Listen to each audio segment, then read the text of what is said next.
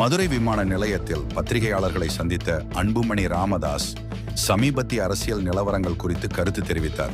அதிகாரத்தில் இருக்கும் அரசு மக்களின் நலனை முன்னிலைப்படுத்தி செயல்பட வேண்டும் என்றும் மக்கள் எதிர்பார்ப்பை பூர்த்தி செய்வதே அரசியல்வாதிகளின் கடமை என்றும் அவர் வலியுறுத்தினார். அனுமதி கொடுத்தார்கள், ஆனால் அந்த நடைபயணத்துக்கு அனுமதி கிடையாது, பொதுக்கூட்டத்துக்கு அனுமதி கொடுக்கப்பட்டிருக்கிறது.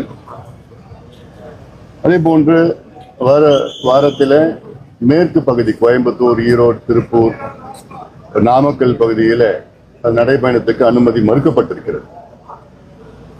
அதாவது இது ஒரு தவறான ஒரு முன் உதாரணம். ஒரு அரசியல் கட்சி என்பது ஜனநாயக கடமைகளை ஆற்ற வேண்டும்.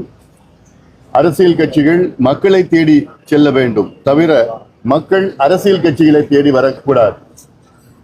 நீதிமன்றங்கள் சொல்ற நிபந்தனைகள் எல்லாம் என்னன்னா, தேசிய நெடுஞ்சாலைகளை, மாநில நெடுஞ்சாலைகளை கூட்டம் நடத்தக்கூடாது. சரி, வேற ஏதாவது தனியார் இடத்துல போய் நடத்திக்கிங்கன்னு சொல்றாங்க. தனியார் இடம் எங்க கிடைக்கும்? தனியார் மைதானம் எங்க கிடைக்கும்? ஊருக்கு வெளியில கிடைக்கும். ஊருக்கு வெளியில பொதுமக்கள் அங்க எப்படி நாங்க கூட்டிட்டு போக முடியும்? ஊழல் செய்து கொள்ளடிச்ச கட்சிகள் தான் அங்கு மக்களை அங்கே அழைத்து செல்ல முடியும். எங்களை போன்ற கட்சிகள் எல்லாம் மக்களை சந்திக்க வேண்டும் என்றால் மக்கள் இருக்கின்ற மையமாக இருக்கின்ற பகுதிக்கு நாங்க செல்ல முடியும், துண்டு பிரச்சனை கொடுக்க முடியும், போராட்டம் நடத்த முடியும், நடைபயணம் செய்ய முடியும், பொதுக்கூட்டம் நடத்த முடியும். அங்கதான் நடத்தணும். அப்பதான் மக்களுக்கு தெரியும் என்ன பிரச்சனை இருக்கிறது, ஆளுங்கட்சி என்னென்ன ஊழல் செய்திருக்கின்றார்கள், மக்கள் விரோத திட்டங்களை ஆளுங்கட்சி கொண்டு வந்திருக்கின்றார்கள் எல்லாம் சொல்ல எங்களால் முடியும். அப்பதான் அதனால் இந்த நிபந்தனைகள் எல்லாம் தவிர்க்க வேண்டும்.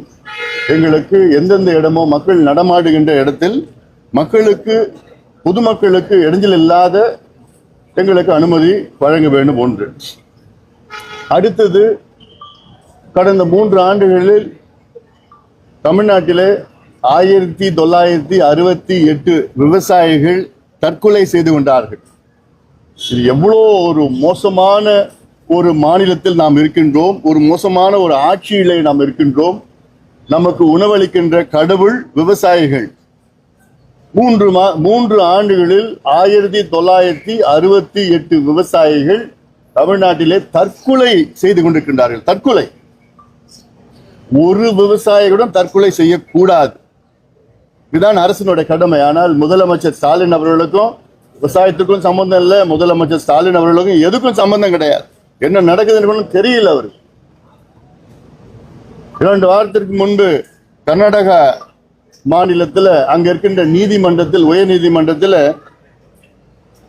ஜாதிவாரி கணக்கெடுப்பு நடத்துவதற்கு கர்நாடகா மாநில அரசுக்கு அதிகாரம் இருக்கிறது என்று தீர்ப்பு வழங்கினார்கள்.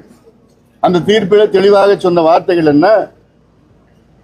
மத்திய அரசு மட்டும் எடுக்கலாம் என்பது கிடையாது, மாநில அரசும் ஜாதிவாரி கணக்கெடுப்பு நடத்தலாம். மத்திய அரசுக்கு மட்டும் அதிகாரம் இல்லை, மத்திய அரசுக்கும் அதிகாரம் இருக்கிறது, மாநில அரசுக்கும் அதிகாரம் இருக்கிறது என்று கர்நாடகா உயர் நீதிமன்றம் தீர்ப்பு வழங்கியிருக்கிறது. இதற்கு பிறகும் முதலமைச்சர் அவர்கள் மௌனமாக இருக்கின்றார். இதே முதலமைச்சர் சட்டமன்றத்திற்குள்ள ஜாதிவாரி கணக்கெடுப்பு மாநில அரசு மட்டும் தான் எடுக்க முடியும், மத்திய அரசுக்கு அதிகாரம் இல்லை என்று ஒரு பொய்யை மீண்டும் மீண்டும் சொல்லியிருக்கின்றார் முதலமைச்சர் அவர்கள்.